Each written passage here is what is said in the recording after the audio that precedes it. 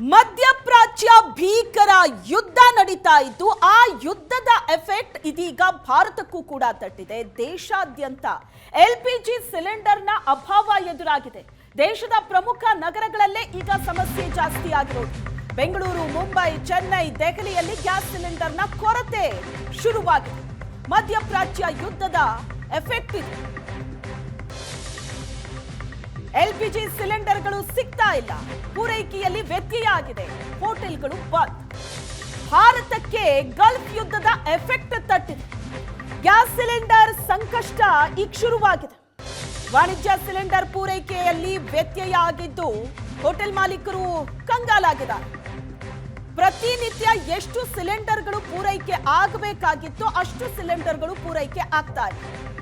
ಮತ್ತೊಂದು ಕಡೆ ಕೇಳ್ತಾ ಇರೋದು, ದೇಶದಲ್ಲಿ ಸಿಲಿಂಡರ್ಗಳ ಕೊರತೆ ಇಲ್ಲ ಅಂತ.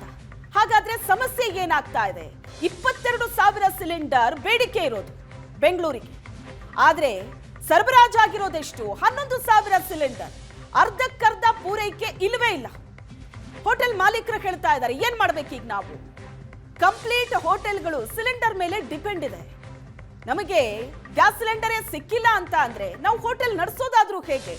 ಪ್ರತಿನಿತ್ಯ ಇಂತಿಷ್ಟು ಸಿಲಿಂಡರ್ ಅಂತ ಪೂರೈಕೆ ಆಗತ್ತೆ. ಈಗ ನೋಡಿದ್ರೆ ಆ ಪೂರೈಕೆಯೇ ಇಲ್ಲ ಅಂದ್ರೆ ಅನಿವಾರ್ಯ ಹೋಟೆಲ್ಗಳನ್ನ ಬಂದ್ ಮಾಡಬೇಕಾಗತ್ತೆ ಅಂತ ಹೋಟೆಲ್ ಮಾಲೀಕರು ಹೇಳ್ತಿದ್ದಾರೆ. ಕರ್ನಾಟಕದ ಹಲವು ಜಿಲ್ಲೆಗಳಲ್ಲಿ ಈ ಸಮಸ್ಯೆ ಆಗ್ತಾ ಇರೋದು. ಕೇವಲ ಬೆಂಗಳೂರು ಮಾತ್ರ ಅಲ್ಲ, ಹಲವು ಜಿಲ್ಲೆಗಳಲ್ಲಿ ವಾಣಿಜ್ಯ ಗ್ಯಾಸ್ ಸಿಲಿಂಡರ್ಗಳು ಸಿಗ್ತಾ ಇಲ್ಲ. ಬೆಂಗಳೂರಿನ ಹೋಟೆಲ್ಗಳಲ್ಲಿ ಮಧ್ಯಾಹ್ನದ ವೇಳೆಗೆಲ್ಲ ಗ್ಯಾಸ್ ಖಾಲಿ. 22,000 ಸಿಲಿಂಡರ್ಗಳು ಪೂರೈಕೆ ಆಗಬೇಕಾಗಿತ್ತು, ಪ್ರತಿನಿತ್ಯ ಆಗ್ತಾ ಇತ್ತು. ಆದ್ರೆ ಇವತ್ತು ಬಂದಿರೋ ಲೋಡ್ ಎಷ್ಟು? ಕೇವಲ 11,000 ಸಿಲಿಂಡರ್ಗಳು ಮಾತ್ರ ಪೂರೈಕೆ ಆಗಿದೆ. ಅರ್ಧಕ್ಕರ್ಧ ಸಿಲಿಂಡರ್ಗಳ ಪೂರೈಕೆನೇ ಆಗಿಲ್ಲ. ಮತ್ತೊಂದು ಕಡೆ ಹೋಟೆಲ್ ಮಾಲೀಕರು ಗ್ಯಾಸ್ ಏಜೆನ್ಸಿಗಳ ಹತ್ರ ರಿಕ್ವೆಸ್ಟ್ ಮಾಡ್ತಾ ಇದ್ದಾರೆ, ಸಿಲಿಂಡರ್ ಪೂರೈಕೆ ಮಾಡಿ ಅಂತ. ಏಜೆನ್ಸಿ ಅವರು ಹೇಳ್ತಾ ಇದ್ದಾರೆ, ನಮ್ಮ ಹತ್ರ ಸ್ಟಾಕೇ ಇಲ್ಲ, ಹೇಗ್ ಪೂರೈಕೆ ಮಾಡೋದು ಅಂತ. ಹೀಗಾದ್ರೆ ಏನಾಗುತ್ತೆ ಪರಿಸ್ಥಿತಿ? ಮಧ್ಯಾಹ್ನದ ವೇಳೆಗೆ ಗ್ಯಾಸ್ ಖಾಲಿ. ಗ್ಯಾಸ್ ಸಿಲಿಂಡರ್ಗಳು ಖಾಲಿಯಾದ ಕಾರಣಕ್ಕೆ ಹಲವು ಹೋಟೆಲ್ಗಳು ಬಂದಾಗುತ್ತೆ. ಬೆಂಗಳೂರಿಗೆ ಇವತ್ತು ಕೇವಲ 11,000 ಕಮರ್ಷಿಯಲ್ ಸಿಲಿಂಡರ್ಗಳು ಮಾತ್ರ ಪೂರೈಕೆ ಆಗಿರೋದು. 22,000 ಸಿಲಿಂಡರ್ ಬೇಕಿತ್ತು. ಸಿಲಿಂಡರೇ ಇಲ್ಲ ಅಂದ್ರೆ ಹೋಟೆಲ್ ನಡೆಸೋದು ಹೇಗೆ? ಬಂದವರಿಗೆ ಏನ್ ಕೊಡೋದು ನಾವು? ಹೋಟೆಲ್ ಬಂದ್ ಮಾಡಬೇಕಾಗತ್ತೆ ಅಂತ ಮಾಲೀಕರು ಹೇಳ್ತಿದ್ದಾರೆ. ಹೋಟ್ಲು ಬಂದಾದ್ರೆ ಮನೇಲಿ ಸಿಲಿಂಡ್ರ್ ಎಲ್ಲ ಇವಾಗ ವಾರ ನಡೀತಾ ಇರೋದ್ರಿಂದ ಸಿಲಿಂಡ್ರ್ ಎಲ್ಲ ಬಂದ್ ಮಾಡೋದಂದ್ರೆ ಸೌದೆ ಒಲೆನೇ ಹೋಗ್ಬೇಕು. ಹಳೆ ಕಾಲದ ಥರ ಸೌದೆ ಒಲೆನೇ ಯೂಸ್ ಮಾಡಬೇಕಾಗತ್ತೆ. ಈ ಬ್ಯಾಚುಲರ್ಸ್ಗಳೆಲ್ಲ ಹೋಟ್ಲುಗಳನ್ನು ನಂಬ್ಕೊಂಡಿರ್ತಾರೆ. ಬ್ಯಾಚುಲರ್ಸ್ಗೆಲ್ಲ ಸ್ವಲ್ಪ ತೊಂದರೆ ಆಗುತ್ತೆ. ಅವರು ಏನು ಮಾಡೋಕ್ಕಾಗೋದಿಲ್ಲ. ಈ ಸೌದೆ ಒಲೆಯಲ್ಲಿ ಮನೇಲಿ ಕ್ಯಾಂಟ್ರಿನ್ ಪೀಪಲ್ ಮಾಡ್ಕೊಂಡಿರ್ತಾರಲ್ಲ, ಅವರೆಲ್ಲ ತೊಗೊಂಡೋಗಿ ಕೊಡಬೇಕಾಗತ್ತೆ. ನಾರ್ಮಲ್ ಜನಕ್ಕೆ ಏನಾಗಲ್ಲ, ಯಾಕಂದರೆ ಈ ದೊಡ್ಡ ಅಪಾರ್ಟ್ಮೆಂಟ್ಸ್ಗಳಲ್ಲಿ ದೊಡ್ಡ ಶ್ರೀಮಂತಗಳು ಅವ್ರಿಗೆ ಸ್ವಲ್ಪ ತೊಂದರೆ ಆಗುತ್ತೆ. ಬಡವರಂದ್ರೆ ಏನೋ ಸಣ್ಣ ಪಟ್ಟ ಕೆಳಗಡೆ ಇರ್ತದೆ, ಸಣ್ಣ ಪುಟ್ಟ ಮಾಡ್ಕೋತಾರೆ.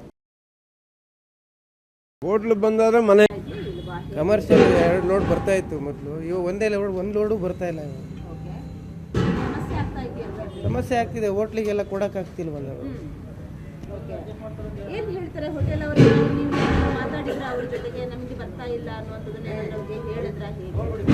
ಎಲ್ಲರಿಗೂ ಹೇಳಿದ್ದೀವಲ್ಲ, ಎಲ್ಲರೂ ಫೋನ್ ಮಾಡ್ತಾರೆ ಬೇಕು ಅಂತ. ಈಗ 10 ಸಿಲಿಂಡರ್ ಕೊಡೋ ಜಾಗದಲ್ಲಿ 5 ಸಿಲಿಂಡರ್ ಕೊಟ್ಟರೆ ಮೇಂಟೈನ್ ಆಗಲ್ಲ.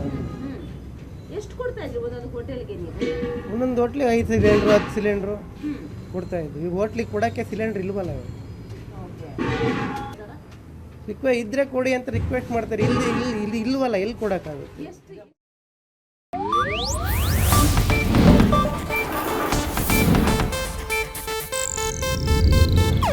ಇದು ಏಷ್ಯಾನೆಟ್ ನ್ಯೂಸ್ ನೆಟ್ವರ್ಕ್ ಪ್ರಸ್ತುತಿ.